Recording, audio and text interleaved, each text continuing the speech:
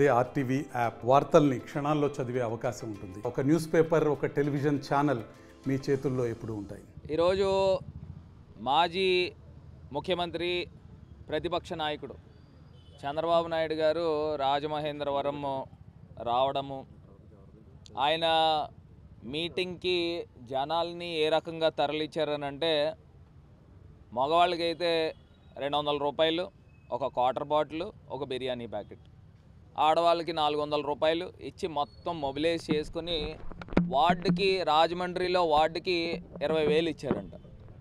అది ఆయన తాలూకా ఇమేజ్. ఇది కాకుండా ఆయన చేసిన వ్యాఖ్యలు నిజంగా హాస్యాస్పదంగా ఉంది. ఇప్పుడు ఒక అంశం గురించి, నా గురించి మాట్లాడేది నేను నెక్స్ట్ చెప్తాను. ఇప్పుడు పోలవరం ప్రాజెక్టుకి సంబంధించి ఏం చేసావు నాయన నువ్వు? పోలవరం ప్రాజెక్టు మొత్తము స్వాహా చేసి, నీకు అది తిన్నది కూడా కడుపుకి ఒంటికి పట్టట్లా, ఇంకా ఈనుపుల్లలా తయారవుతున్నావు. ఆయన ఏం చేశాడు?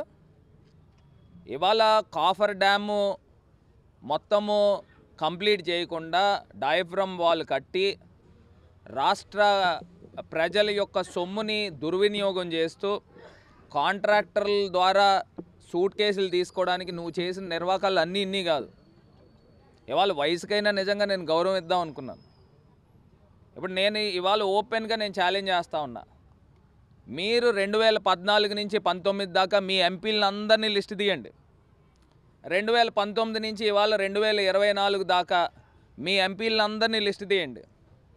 నేను చేసిన డెవలప్మెంట్లో కానీ, నేను మాట్లాడిన పార్లమెంటులో నేను మాట్లాడినంత సబ్జెక్ట్ కానీ మీ ఎంపీల్లో ఎవడైనా కనీసం సకమైనా చేస్తే నేను ఇవాళకి ఇవాళ రాజీనామా చేసి పక్కకి వెళ్ళిపోతా. సకమైనా చేస్తే అది మీ తాలూకా ఎంపీలు గతంలో 16 మంది ఉన్నారు, మొన్న 3 ఉన్నారు. నేను చేసిన రాజమండ్రిలో చేసిన డెవలప్మెంట్ చూడు. అయ్యా చంద్రబాబు నాయుడు గారు, మీరు వచ్చి చూడండి. జైల్లోనే, సెంట్రల్ జైల్లోనే 2 నెలలు ఉన్నారు కదా, కిటికీ గోడల నుంచి చూసుంటారు. ఆ సెంట్రల్ జైల్ రోడ్డు నాకు తెలిసి హైదరాబాద్, మీరు నివసించే హైదరాబాద్లో కూడా అలాంటి రోడ్డు లేదు. నేను Margani Bharat, member of parliament of Rajahmundry, have did this. అక్కడికి ఒకసారి కంబాల్ చెరువు వస్తే నీ సెంట్రల్ జైలు నుంచి చూసుంటావు. కంబాల్ చెరువు అక్కడి నుంచి కూడా కనబడుతుంది. ఆ లైటింగ్ కానీ, లేజర్ షోస్ కానీ లూంబినీ పార్క్ కన్నా నెక్స్ట్ లెవెల్లో. బోత్ తెలుగు స్టేట్స్ చూసుకో ఛాలెంజ్. నేను చేశా. Margani Bharat, member of parliament. నన్ను రీల్స్ మాస్టర్ అంటున్నావు. పోనీ అన్ని మల్టీ టాలెంటెడ్ అబ్బా. నీ కొడుకుని ఒకసారి చూపించు, నీ కొడుకుని పంపించు. నీ కొడుకు నా దాంట్లో 50% అయినా మ్యాచ్ అయితే నేను రాజీనామా చేసి పక్క వెళ్ళిపోతా. పబ్లిక్ పోల్ పెట్టుకో రాజమండ్రిలో. నా మీద పోటీ పెట్టించి, నీ కొడుకుని పోటీ పెట్టించి రాజమండ్రిలో పెట్టించి నా మీద గెలిపించి దమ్ముంటే నువ్వు ముఖ్యమంత్రివి కదా, 14 సంవత్సరాలు ముఖ్యమంత్రివి కదా, రాజమండ్రి పంపించు. నీ కొడుకు కూడా ఆల్మోస్ట్ 1 నెల 2 నెలలు అటు ఇటు తిరిగాడు కదా, రాజమండ్రిలో పోటీ పెట్టచ్చు. మీరు చెప్తా ఉంటారు కదా రాజమండ్రి తెలుగుదేశం పార్టీ కంచుకోటని. పంపించి నీ కొడుకుని గెలిపించు, రాజకీయాల నుంచి తప్పుకుంటా. ఇవాళ రాజమండ్రిలో ప్రతి కుటుంబానికి పెద్ద కొడుకులా వ్యవహరిస్తూ ఉన్నా. ఏ సమస్య వచ్చినా ముందురెళ్ళి వాళ్తూ ఉన్నాం. డెవలప్మెంట్లో పోటీ పడండి. నేను ఇవాళ ఓపెన్ ఛాలెంజ్ చేస్తూ ఉన్నా. ఇవాళ మేము చేసిన డెవలప్మెంట్ ఆంధ్రప్రదేశ్ పుట్టిన తర్వాత, ఏదైతే స్వాతంత్రం వచ్చిన తర్వాత, మీరు 14 సంవత్సరాలు ముఖ్యమంత్రి కింద ఉన్నప్పుడు ఎప్పుడూ జరగలా. నేను జగనన్న ముఖ్యమంత్రి ఉంటుండగా 2.5 సంవత్సరాలు కరోనాతో పోయిన తర్వాత 2 సంవత్సరాలు ఇంత డెవలప్మెంట్ చేశాం. అది మర్చిపోబాకండి.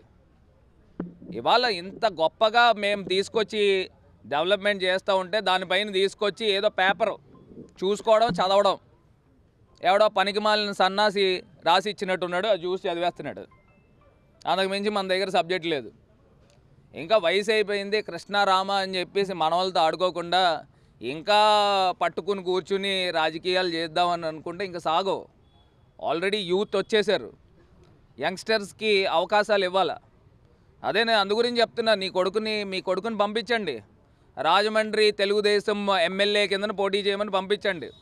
ఆయన ఏదో చెప్తున్నాడు కదా, ఒక ఎంపీని తీసుకెళ్ళి ఎమ్మెల్యేకి తోస్తాడని. మరి తమరేంటో నాకు అర్థం కావట్లే. తమరు ఎమ్మెల్యే కాదా?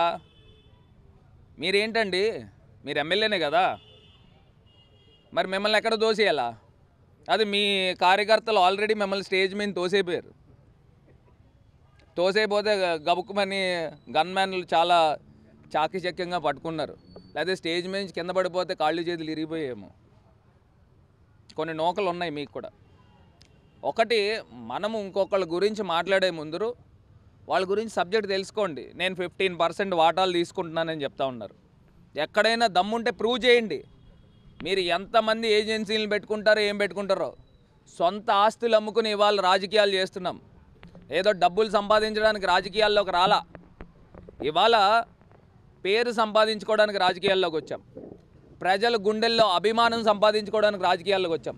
స్వచ్ఛమైన ప్రజలు రాజకీయాల్లో ఎడ్యుకేటెడ్ యంగ్స్టర్స్ వస్తే ఈ రకంగా డెవలప్మెంట్ అవుతుంది. మీ తాలూకా వాళ్ళు కూడా ఉన్నారు, తెలుగుదేశం పార్టీ ఎమ్మెల్యే కుటుంబాలు కూడా ఉన్నాయి. వాళ్ళు వడ్డీ వ్యాపారాలు చేసి, చిట్లు వ్యాపారాలు చేసి అడ్డంగా దొరికి సెంట్రల్ జైల్లో ఉండి వచ్చిన వాళ్ళు. మీరు వాళ్ళని పక్కన పెట్టుకుని నా గురించా మాట్లాడేది? మన పక్కన ఉన్న వాళ్ళు ఎలాంటి వాళ్ళు ఉన్నారు అవన్నీ చూసుకోండి. ఇంకొకటి, ఆవు భూముల్లో నా వాటా 150 కోట్లు అన్నావు. నువ్వు నిజంగా ప్రూవ్ చేస్తే రాజకీయాల నుంచి తప్పుకుని వెళ్ళిపోతాను. నేను ఎక్కడికో వెళ్ళిపోతాను. ఇష్టం వచ్చిన మాటలు, ఇష్టం వచ్చినాయి, మనకు నోరు ఉంది కదా, ఏదో ఎవడో స్క్రిప్ట్ ఇచ్చాడు కదా అని చదివేయకూడదు. ఆ మనిషి ఏంటి, ఆ కుటుంబం ఏంటి, కుటుంబ నేపథ్యం ఎక్కడి నుంచి వచ్చింది, మా సొంత ఆస్తులు అమ్ముకుని మేము ఏ రకంగా రాజకీయాల్లోకి వచ్చాము, మేము సంపాదించుకున్నది 1 రూపాయి అయినా ఉంటే అక్రమంగా మీరు ప్రూవ్ చేయండి, మేము వెళ్ళిపోతాం రాజకీయాల నుంచి. ప్రూవ్ చేయక్కర్లా, మా మనస్సాక్షికి తెలుసు మేమేంటనేది. ఇవాళ రాజమండ్రిలో ఇంత అద్భుతంగా డెవలప్ చేస్తూ ఉంటే నువ్వు నోటికొచ్చిన మాటలు మాట్లాడేది. ఇవాళ నేను ఓపెన్గా మీకు ఛాలెంజ్ చేస్తూ ఉన్నా. ఇవాళ జగనన్న వైఎస్ఆర్ ఆసరా మొన్న ఇచ్చి ఉన్నారు. మరిన్ని వీడియోస్ కోసం ఛానల్ ని సబ్స్క్రైబ్ చేయండి. లేటెస్ట్ అప్డేట్స్ కోసం వాట్సాప్ ఛానల్ ని ఫాలో చేయండి. అండ్ లింక్ డిస్క్రిప్షన్ లో ఉంది.